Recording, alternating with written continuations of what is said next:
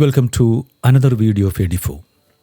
In today's video, we are going to talk about two types of hypothesis, one-tailed hypothesis and two-tailed hypothesis in statistics.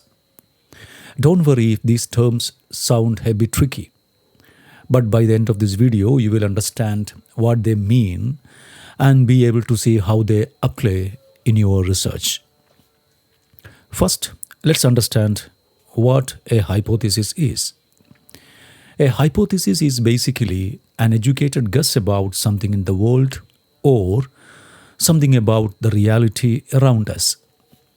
And it's a specific statement about the problem made at the initial stage of the research, which may be proved right or wrong at the end of the analysis. For example, you might guess that people sleep on average about 8 hours a night. That guess is your hypothesis. When researchers want to test if this guess is likely to be true or not, they use something called hypothesis testing. In hypothesis testing, we usually start with two statements. They are the null hypothesis and the alternative hypothesis. Let's check what is a null hypothesis. This usually represents the no change or the no difference or status quo situation. In our sleep example at the beginning, the null hypothesis could be, on average, people sleep 8 hours a night. In the case of alternative hypothesis, this suggests there is a difference from what the null states. That is, the difference from the people sleep on average 8 hours a night. So here, the difference could be the alternative hypothesis. That could be, on average, people do not sleep 8 hours a night. For testing this, we need to collect data and then figure out if the data supports the null hypothesis or not. Now, come to our main point.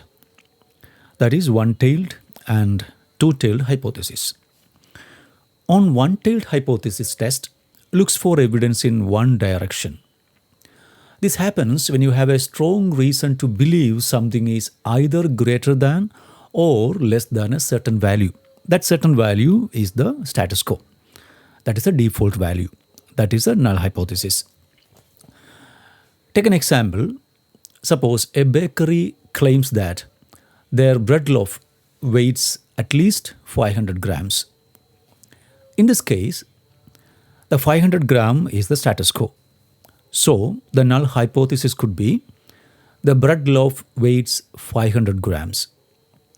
But in the case of alternative hypothesis, there is a change. That means there is a change from the 500 grams. So, the alternative hypothesis could be the bread loaf weighs less than 500 grams. Notice here we are only checking one direction. That is, whether the weight is less than 500 grams. We are not interested in whether the weight of the bread loaf is greater than 500 grams. We are only interested in whether it is less than 500 gram or not. This is a one-tailed test because we have a specific directional claim. Here it is less than 500 grams. Take another example. A teacher thinks a new teaching method will increase the student's average score above the current average of 50%. Here 50% is the status quo, that is a default value. This is the current average. So the null hypothesis could be the average score is 50%. In case of alternative hypothesis, the teacher claims that the new teaching method will increase the student's average score above 50%. That is a claim. So, our alternative hypothesis could be the average score is greater than 50%. Again here we are testing if the average is greater than or not. And we are not testing the both direction. That means we are not testing whether the average score is less than 50% or not. We are only testing whether the average score is greater than 50% or not. So the one-tailed hypothesis always tests one directional claim only, that is greater than or less than. Now come to the second type of hypothesis, that is the two-tailed hypothesis. A two-tailed hypothesis test looks for evidence in both directions. In the case of one-tailed hypothesis, it looks for the evidence in one direction from the mean value, from the current value, whether it is less than or greater than. But the alternative hypothesis is used when you claim if something is either larger or smaller than a certain value. That certain value is the mean value or status quo value or the current value, and you don't have a strong guess about, or you don't have an idea about which way it might go, whether it is greater than or less than. Let's look back the sleeping example we have discussed at the beginning of this video. Suppose we don't know if people sleep more than or less than 8 hours. We just suspect it's not exactly 8 hours. Here, the null hypothesis could be the status quo, that is the default value of 8 hours. We can construct the null hypothesis as the average sleep time is 8 hours because it is a status quo. It is the average sleep hours. In the case of alternative hypothesis, we don't have any idea about whether the average sleep time is greater than 8 hours or less than 8 hours. So, we can construct the alternative hypothesis like the average sleep time is not 8 hours because we don't have any idea whether it is greater than 8 hours or less than 8 hours.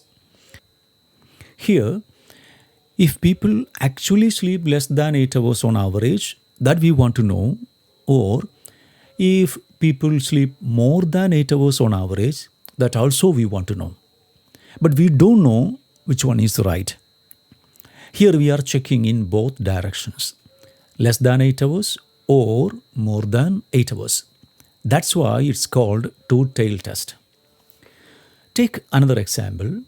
Imagine you believe a coin is not fair. When we toss a coin, a fair coin should land heads 50% of the time and tail 50% of the time. It has a 50-50 chance to land head and tail. But we guess maybe this coin is biased, so it could be giving more heads or more tails. In this scenario, the null hypothesis could be the status quo, that is, the coin should land 50-50 chance for head and tail. So the null hypothesis could be the coin lands heads 50% of the time. But in the case of alternative hypothesis, we assume that the coin is biased. That means the coin is not fair. That is, we expect more heads than tails or more tails than heads.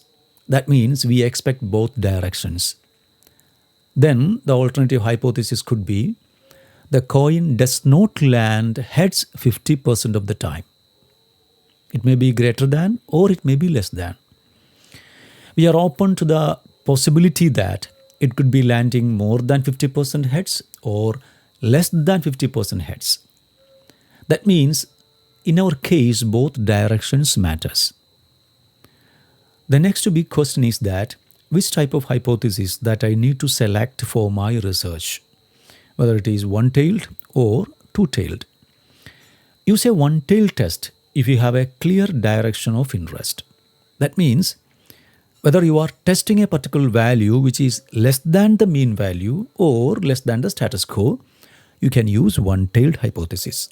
Or whether you are testing whether a particular value is greater than the mean value or greater than the status quo, you can use one-tailed test. You can use the two-tailed test if you want to know a particular value is different from the mean value. That is a status quo value. But you don't know whether it is less than or greater than. That means you don't have a specific direction in mind. For example, you just suspect a difference in average sleep time, but you don't know whether it is more or less than 8 hours. So, the one tail test is a direction specific one, that is, whether it is less, and the other case, whether it is greater than. But the two tail test, which is not direction specific, that means we concerned about both directions. That is, we are not sure whether it is greater than or less than.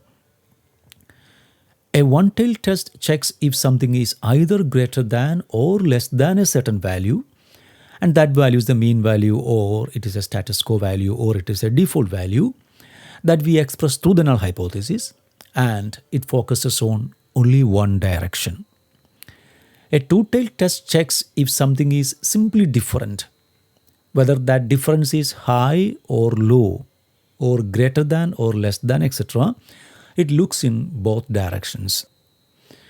So before framing the hypothesis, it is very important that you need to confirm which type of hypothesis that you're planning to construct, whether it is one-tailed or two-tailed. Here are some examples of one-tailed hypothesis.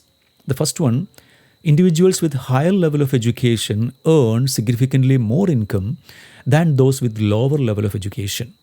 In this hypothesis, it is one direction because we are only testing the positive correlation between the level of education and income of people. The second example, increased social media usage negatively affect academic performance among college students. Here we are testing the negative impact of the usage of social media. It tests only one direction. The third one, increasing mental health awareness programs reduce the stigma associated with seeking psychological help. Here we are testing the reduction in stigma. It is a one direction. The fourth one is that teams with greater workspace diversity demonstrate higher productivity levels than the less diverse teams. Here we are testing the relationship between diversity and productivity, and we are testing a positive relationship between the diversity and productivity. Let's look some examples for two-tailed hypothesis. The first one, there is a significant difference in academic performance between male and female students. We are testing both directions because its state only identify the difference in academic performance. The second one, there is a significant relationship between job satisfaction and work-life balance. In this hypothesis, we are testing the relationship, whether it is negative or positive. The next example is there is a significant difference in mental health levels between individuals with a high social media usage and those with low social media usage. Here we are testing high or low mental health levels. And the fourth one is that the parental involvement has a significant effect on student achievement. That may be positive or negative. In this way, you can construct your hypothesis as one-tailed or two-tailed. I hope this simple explanation help you feel more comfortable with one-tailed and two-tailed hypothesis. Thank you for watching and see you next time.